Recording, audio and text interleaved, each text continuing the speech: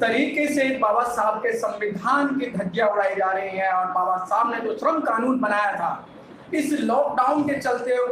हुए इस कानून के बारे में जो बाबा साहब ने बहुत विस्तार से लिखा था, आज हमारे बीच में चर्चा के लिए मौजूद हैं राष्ट्रीय महामंत्री रेलवे से अशोक कुमार जी। आइए हम सीधी सीधी बात करते हैं। सर, अभी जो ये राज्य सरकार या केंद्र सरकार जो श्रम कानून जो बाबा साहब ने बनाया था, उसका अगर हम सीधी सीधी बात करें कि उनको तोड़ कर उनको इस तरीके से आम जनता के अंदर फैलाया जा रहा है जिससे जनता और भयभीत है, तो आपका क्या कहना है? देखिए, सबसे पहले तो मैं ये कहना चाहूँगा कि आज पूरा देश नहीं, पूरी दुनिया इस कोरोना वायरस की वजह से परेशान है और इस लॉकडाउन की स्थिति जो चल रही है, उस लॉकडाउन की स्थिति में जो सरकार के द्वारा बहुत बड़े बड़े फैसले लिए जा रहे हैं और उस फैसले में ये जो श्रम कानून था, जो श्रम कानून इससे पहले भी सरकार ने जो श्रम कानून बनाने की जो जिम्मेदारी है वो केंद्र सरकार की जिम्मेदारी होती है, लेकिन केंद्र सरकार ने अपना पल्ला झाड़ते हुए राज्य सरकारों को वो जिम्मेदारी दे दी। और आज जो वर्तमान में देखने को मिल रहा है कि उत्तर प्रदेश सरकार ने और आपके बिहार सरकार ने, आपके गुजरात सरकार ने और मध्य प्रदेश की सरकार ने ये श्रम कानूनों को बदलाव किया है। यानी कि जो मजदूरों के अधिकार की बातें थीं, उन अधिकारों को छीन करके वो अपने काम में लिया है। और सबसे बड़ी बात तो ये है कि 3 साल के लिए जो लेबर लॉ था उसको सस्पेंड किया गया है। इस विषय पर मैं ये कहना चाहूँगा कि बाबा साहब डॉक्टर भीमराव अंबेडकर को 1942 से लेकर के 1946 तक जब वायसराय की लेबर काउंसिल में लेबर सदस्य नॉमिनेट किया गया था, आज की डेट में जो लेबर मिनिस्टर होता है,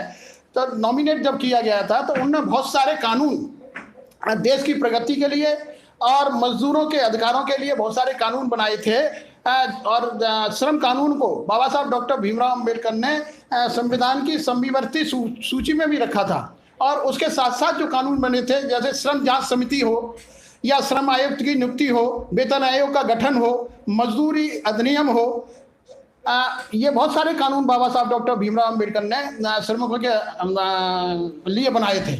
और इसके साथ साथ जो अभी जो वर्तमान सरकारों ने, जो राज्य सरकारों ने जो किया है कि जो कार्य के घंटे जो बाबा साहब डॉक्टर भीमराव अंबेडकर ने बड़े अथक प्रयास से 27 नवंबर 1942 को जब श्रम सम्मेलन नई दिल्ली के अंदर हुआ था, तो उसमें एक प्रस्ताव रखा था बाबा साहब डॉक्टर भीमराव अंबेडकर ने कि जो कार्य के 14 घंटे जो कार्य लिया जाता था मजदूरों से, उसको 8 घंटे घटा करके किया था। और उन 8 घंटों को पुनः राज्य सरकार ने खत्म करते हुए पुनः 14 घंटे मजदूरों से काम लेने का ये जो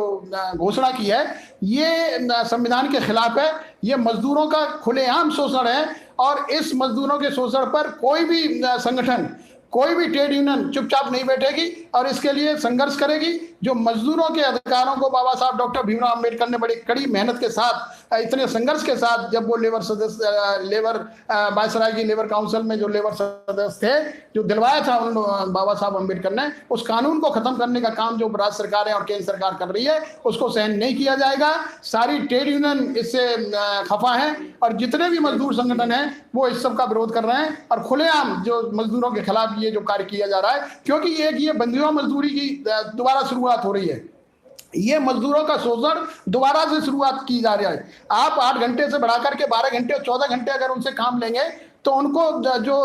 ओवर टाइम जो दिया जाता है वो भी देने के लिए मना कर दिया कई सरकारों ने। ये एक तरह से बंधुआ मजदूरी का पुनः शुरुआत की गई है, मजदूरों का शोषण करने की पुनः शुरुआत की गई है। ये स्वीकार करने वाली बात नहीं है। जो बाबा साहब डॉक्टर भीमराव अंबेडकर ने इतने बड़े संघर्ष के साथ जो मजदूरों को अधिकार दिलाए थे, अगर उस अधिकारों में कोई कटौती करने का काम करेगा तो all India SC/ST railway employee association, जितनी भी ट्रेड यूनियन इस बात के लिए संघर्ष करेंगी और जितनी भी ट्रेड यूनियन श्रमिकों के अधिकारों की लड़ाई लड़ रही हैं, उन अधिकारों की लड़ाई लड़ते हुए उनका सहयोग करेगी और कंधे से कंधा मिलाकर के साथ देगी, क्योंकि मजदूरों का शोषण all India SC/ST railway employee association स्वीकार नहीं करेगी। क्योंकि जितने भी मजदूर, उसमें अधिकतर 90% मजदूर होते हैं अनुसूचित जाति जनजाति और OBC के मजदूर होते हैं, जिनकी ये समस्या है, जिनकी ये मजबूरी है कि हमें काम करना ही करना है। और 8 घंटे जब हमें काम किया जाता था तो ये हम अपनी मजबूरी के लिए काम करते थे और इस मजबूरी को मजलूम समझ लेना, ये स्वीकार नहीं किया जाएगा। और 8 घंटे से 12 घंटे या 14 घंटे कर देना, ये भी स्वीकार नहीं किया जाएगा। और जो भी इस कार्य के लिए संघर्ष करेगा उसका हम सहयोग करेंगे, वरना all India SC/ST railway employee association इस कानून का डटकर मुकाबला करेगी और पूरा विरोध करेगी पूरे देश के अंदर। सर, जिस तरीके से अभी आप कह रहे हैं कि ट्रेड यूनियन और हम लोग इसका विरोध करेंगे, एक तरफ तो लॉकडाउन के चलते हुए सभी लोगों को घर के अंदर बिठा दिया है, तो आप किस मुहिम को लेके विरोध करेंगे? देखिए, ऐसा है, अभी तो जो लॉकडाउन की स्थिति चल रही है उसमें सोशल मीडिया का टाइम है, बहुत जोर शोर से सोशल मीडिया के उससे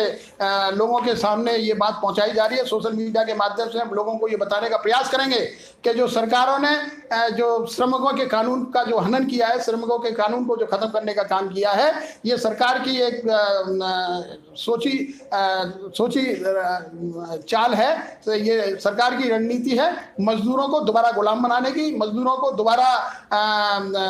शोषण करने की ये नीति है जो स्वीकार नहीं की जाएगी। हम सोशल मीडिया के माध्यम से लोगों को बताने का काम करेंगे और जैसे ही लॉकडाउन खत्म होगा तो जो भी मजदूर संगठन, जो भी श्रम संगठन, जो भी ट्रेड यूनियन इसका विरोध करने के लिए आगे आएगी, all India SC/ST railway employee association उसके साथ कंधे से कंधा मिला करके काम करने का प्रयास करेगी और विरोध करने का प्रयास करेगी। सर, सरकार ये कह रही है कि जो भी मजदूर के जो है इस तरीके के जो कानून है, जो मजदूर अपनी कंप्लेंट लेके जाएगा या मजदूर अपनी शिकायत लेके जाएगा, 3 साल तक उसकी शिकायतों को नहीं सुना जाएगा। तो यही तो सबसे बड़ा शोषण है कि भाई आप क्या नाम है, मेरा शोषण भी करते रहे, मुझे मारते भी रहे, मुझे पीटते भी रहे, मुझे खाना भी नहीं दे, मुझे पूरी तनख्वाह भी भेज। इसमें मजदूरी अधिनियम जो बना था, जो प्रॉपर वेज देना चाहिए था मजदूर को, 8 घंटे की मजदूरी देने का नियम है, और 8 घंटे के बाद में अगर आप उससे 12 घंटे काम लेंगे, उससे 14 घंटे काम लेंगे, तो एक राज्य सरकार ने तो बिल्कुल क्लियर कह दिया कि हम ओवर टाइम नहीं देंगे। तो ये क्या तरीका? ये तो शोषण का ही तरीका हो गया कि आप मुझसे काम भी ज्यादा लेंगे,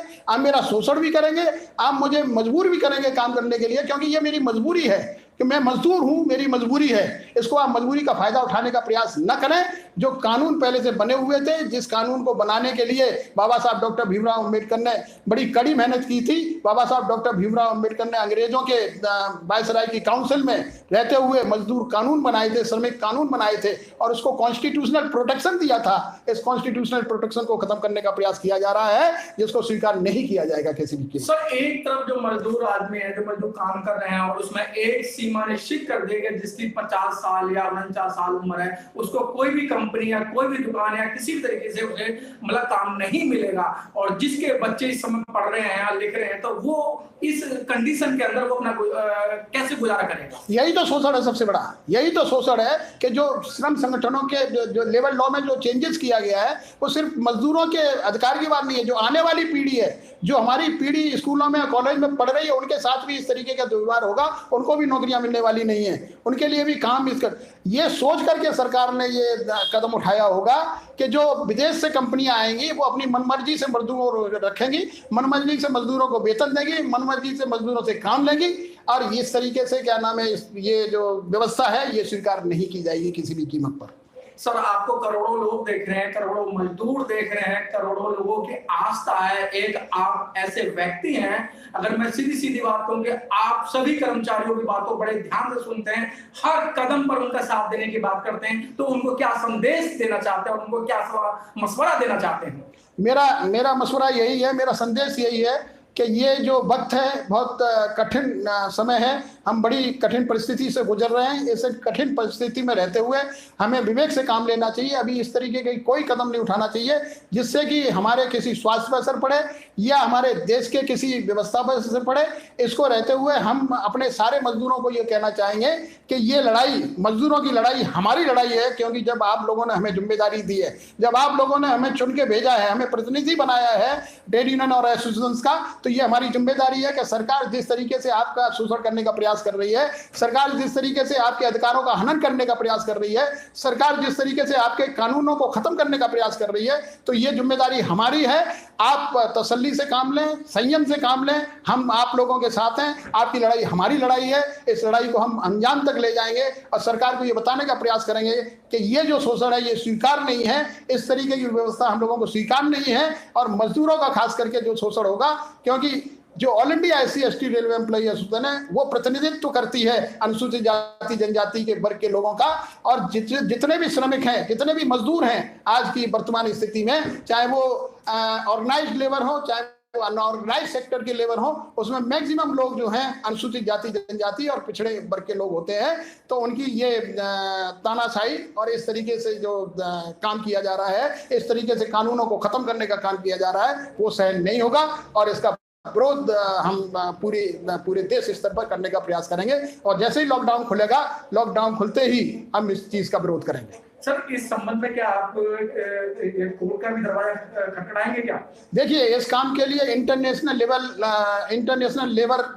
ऑर्गेनाइजेशन है, जिसके लिए जो हमारी ट्रेड यूनियंस हैं, जिनको बाबा साहब डॉक्टर भीमराव अंबेडकर ने मान्यता दिलवाने का, आज जो ट्रेड यूनियन को मान्यता मिली हुई है वो बाबा साहब डॉक्टर भीमराव अंबेडकर की देन है। आज जो हमें हड़ताल का अधिकार मिला हुआ है वो बाबा साहब डॉक्टर भीमराव अंबेडकर की देन है। आज जो ट्रेड यूनियन बनी हुई है, हमें ट्रेड यूनियन, जितनी भी ट्रेड यूनियन है, बाबा साहब डॉक्टर भीमराव अंबेडकर का एहसान मानना चाहिए कि आज जितने भी अधिकार हम लोगों को मिले हुए हैं ये बाबा साहब डॉक्टर भीमराव अंबेडकर के अथक प्रयास और उनकी देन थी। और इसके लिए हमारे पास एक फॉर्म है इंटरनेशनल लेबर ऑर्गेनाइजेशन का। इंटरनेशनल लेबर ऑर्गेनाइजेशन में जाकर के ट्रेड यूनियन ने दरवाजा खटखटाया है, अपील दायर की है। और मैं उन ट्रेड यूनियनिस्टों से अनुरोध करता हूं कि जिस तरीके से आपने इंटरनेशनल लेबर लॉ में, लेबर ऑर्गेनाइजेशन में ये बात उठाई है, हम आपके साथ हैं और किसी भी लड़ाई में किसी भी स्तर तक हम लोग आपके साथ रहेंगे। मजदूरों के अधिकारों का हनन नहीं होने देंगे। मजदूरों के नियम, जो कानून बने हुए हैं, उनको खत्म करने का जो प्रयास कर रहा है उसका हम विरोध करेंगे डट करके। बहुत बहुत धन्यवाद।